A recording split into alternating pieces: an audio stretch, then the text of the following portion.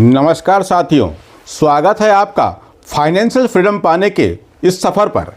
दोस्तों, आज मैं एक ऐसी जानकारी देने जा रहा हूं, म्यूचुअल फंड को रिडीम करते समय, उसको बेचते समय में हम अक्सर क्या गलतियां कर जाते हैं। बहुत से यूट्यूबर इस पर जानकारी लेकर आते हैं, लेकिन वो जानकारी कुछ अधूरी सी लगती है, तो मैं उसको आपको आज क्लियर करना चाहता हूँ।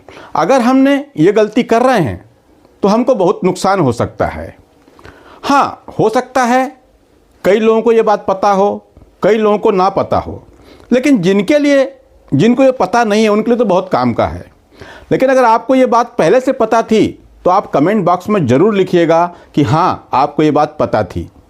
तो दोस्तों, आगे बढ़ने से पहले आपसे मेरा एक निवेदन, कृपया चैनल को सब्सक्राइब कर दीजिए और नोटिफिकेशन की बटन को ऑन कर दीजिए, जिससे मेरे हर वीडियो सबसे पहले आपको देखने के मिले।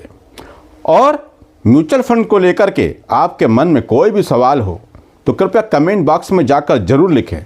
मैं सबके सवाल पढ़ता हूं और हर सवाल का जवाब ज़रूर देता हूं। तो चलिए शुरू करते हैं आज का वीडियो।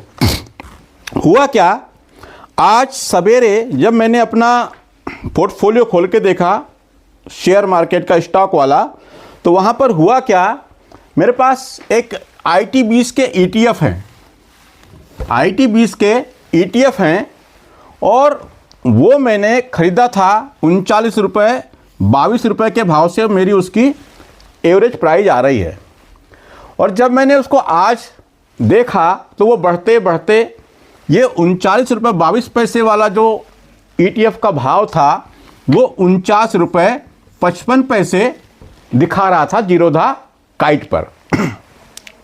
अब क्या हुआ, ये आज का भाव था, यहाँ तक गया था ये IT20 ETF, और लगभग मुझे आज 12,000 रुपये का प्रॉफिट वहाँ पर है।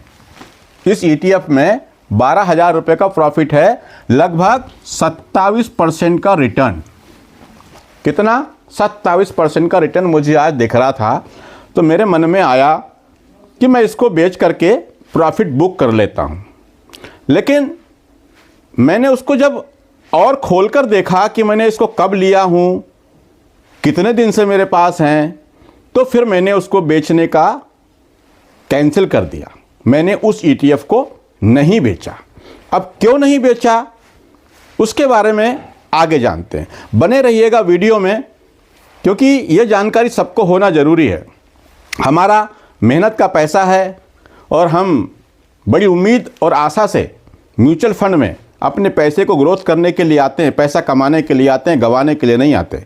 इसीलिए अकेले इन्वेस्टमेंट करने से नहीं होगा, उसके बारे में जानना भी ज़रूरी है। म्यूचुअल फंड के बारे में अक्सर ये कहा जाता है कि टैक्स बचाने हैं। मान लीजिए आपका बहुत दिन का पोर्टफोलियो चल रहा है, आप इन्वेस्ट लगातार करते जा रहे हैं और टैक्स बचाना है, क्योंकि बेचते समय टैक्स लगता है। 2 प्रकार के टैक्स लगते हैं, ये जानकारी आपको होगी। एक शॉर्ट टर्म कैपिटल गेन लगता है और एक लॉन्ग टर्म कैपिटल गेन लगता है। शॉर्ट टर्म, जिसे हम 1 साल के पहले अगर कोई फंड को बेचते हैं तो वो शॉर्ट टर्म कहलाएगा, और वहाँ पर हमको कैपिटल गेन 20% देना पड़ता है। और उसी फंड को हम बने रहते हैं और 1 साल के बाद बेचते हैं तो हमको 12.5% का टैक्स देना पड़ता है। तो ये जो 12.5% का टैक्स देना पड़ता है, लेकिन साथ में म्यूचुअल फंड में ये होता है कि 1 साल में आपको 1,25,000 रुपये की टैक्स में छूट मिल जाती है। अगर आप कोई फंड बेचते हैं और उस फंड में यदि आपको 1,25,000 रुपये तक का प्रॉफिट हुआ है तो इतने पैसों पर, इतने प्रॉफिट पर आपको कोई टैक्स नहीं देना है। तो लोग इसी का फ़ायदा उठाते हैं, टैक्स हार्वेस्टिंग करते हैं।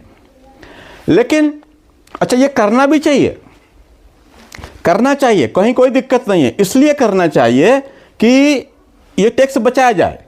लेकिन कैसे करते हैं उसको देखते हैं।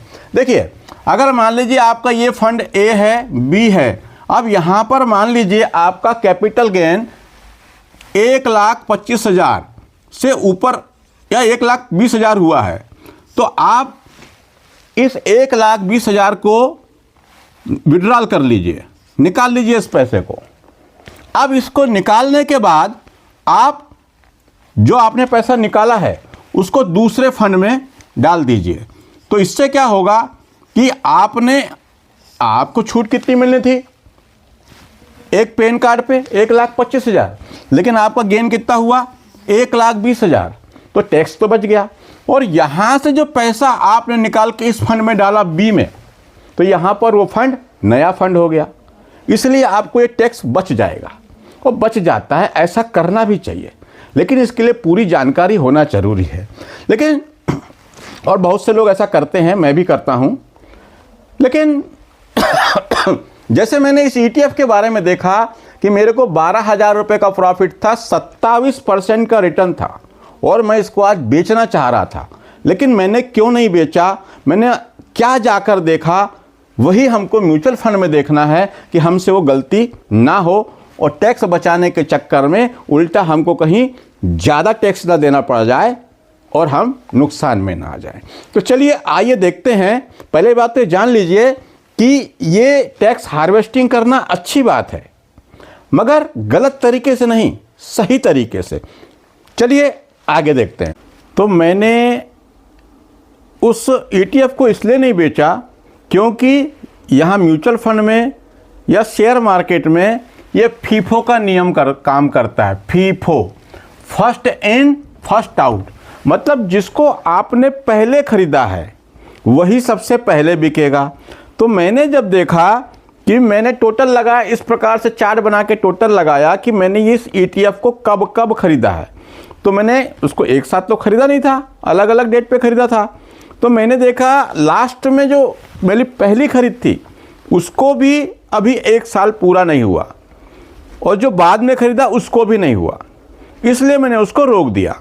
तो म्यूचुअल फंड में भी आप टैक्स बचाने के लिए जब विड्रॉल करते हैं, रिडीम करते हैं, तो आपको क्या करना चाहिए? मान लीजिए यहाँ पर आपको लगता है कि 1 लाख जो 13,000 प्रॉफिट हुआ है, या आपको प्रॉफिट टैक्स बचाने के लिए बुक करते हैं, तो आप मान लीजिए ये 1 लाख 1.25 लाख रुपए बुक करते हैं क्योंकि 1.25 लाख की छूट है। तो आपने मान लीजिए 1 लाख रुपए निकाला या 1,18,000, तो ये 1,18,000 में यहाँ पर ये जो 40,000 आपका लगा है ना 4 महीने में, तो 40,000 रुपये तो यहाँ भी आपका है।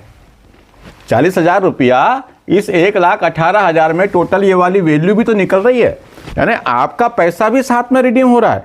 अकेले प्रॉफिट रिडीम नहीं होता, जो आपने इन्वेस्ट किया है वो भी निकल रहा है। तो क्या हुआ, ये आप 1 लाख तो बुक करने जा रहे थे, लेकिन आप 40,000 आप ही का था, तो आपने यहाँ कितना बुक किया? सिर्फ 60,000, सिर्फ 60,000।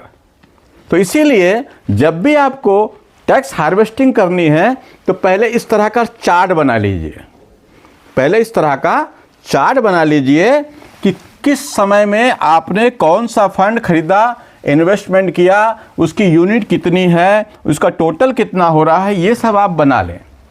उसके बाद आप यहाँ पर देखें तो हम यहाँ पर देखते हैं हमारा प्रॉफिट हुआ 1,13,600 रुपये का, लेकिन इसमें से इसमें जो है हम प्लस करते हैं तो 1,20,000 रुपया ये तो हमारा है।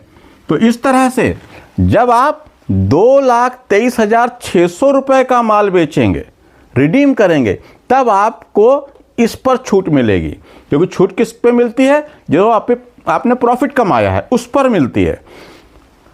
और अगर आपने इसको नहीं ध्यान दिया तो हो सकता है आप वो जो अभी अभी आपने खरीदा है, मान लो आपकी SIP को 1 साल हुआ हो और आप हर साल ऐसा करते जा रहे हैं, तो गलती से उस इन्वेस्टमेंट को नहीं बेचना है, उस यूनिट को नहीं बेचना है जिसको अभी 1 साल पूरा नहीं हुआ है। तो वो हम कैसे पता करेंगे? तो इस तरह से हम चार्ट बना लेंगे, उसका कैलकुलेशन कर लेंगे, उसके बाद ही हम अपना माल बेचेंगे। ये ध्यान रखिएगा। अगर आपने ऐसा नहीं किया तो आपको दिक्कत हो जाएगी, आप शॉर्ट टर्म कैपिटल गेन में आ जाएंगे। ये ध्यान रखिएगा। तो इसलिए इस बात को बहुत ध्यान रखना है कि म्यूचुअल फंड बेचते समय हम इस चार्ट को इस टाइप से कैलकुलेशन जरूर कर लें, ताकि हम कोई भी ऐसा फंड जिसको अभी 1 साल नहीं हुआ है उसको ना बेचें। जैसे मान लीजिए अभी की बात करता हूं, अगर मैं इसको ये देखूं, इसको दिसंबर 23 मान लेता हूं, तो क्या ये हमारी आखिरी एसआईपी जो गई है इसको अभी 1 साल हो गए क्या, 12 महीने पूरे हो गए क्या? अगर मैं इसको 23 करता हूं तो नहीं हुए ना, ये तो दिसंबर 24 आएगा उसके बाद होंगे। तो हम इसको अभी हम बेचेंगे तो हमारा ये फंड तो जो है, ये जो प्रॉफिट है ये शॉर्ट टर्म कैपिटल गेन में आ जाएगा, जहां पर हमको 20% का टैक्स लगेगा। लॉन्ग टर्म कैपिटल गेन जो हम बचाने जा रहे थे वो उल्टा हो जाएगा। इस बात को ध्यान रखिए कि आपकी हर इंस्टॉलमेंट जो भी आप पैसा निकाल रहे हैं वो उसमें आपका मूलधन वो भी शामिल है जो आपने इन्वेस्ट किया है, उसको भी ध्यान में रख लें। और ये जरूर ध्यान रख लें कि क्या आप जिस पैसे को निकालने जा रहे हैं उस पैसे को, आपके इन्वेस्टमेंट को क्या 1 साल पूरा हो गया है, तब आप उसको निकालिए। बिल्कुल दोस्तों, मुझे लगता है आपको ये चीज़ समझ में आ गई होगी। और अगर कुछ समझ में ना आया हो, कोई समस्या हो, तो कमेंट बॉक्स में जाके कमेंट करिए, मैं आपके हर सवाल के जवाब देता हूं। दोस्तों आज के लिए इतना ही। पर हाँ दोस्तों, मेरे चैनल को सब्सक्राइब कर दीजिए, वीडियो को लाइक कर दीजिए और बने रहिए इस चैनल के साथ आर्थिक आज़ादी के सफ़र में। आज के लिए इतना ही। नमस्कार, जय हिंद, जय भारत।